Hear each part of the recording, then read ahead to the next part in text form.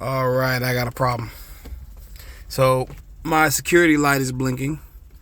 It blinks when the ignition is off, when it's in the accessory position, and when the key is out. Maybe I never noticed it, but now that it's blinking, my car won't start. So I've been trying to figure this out. I got the car hooked up,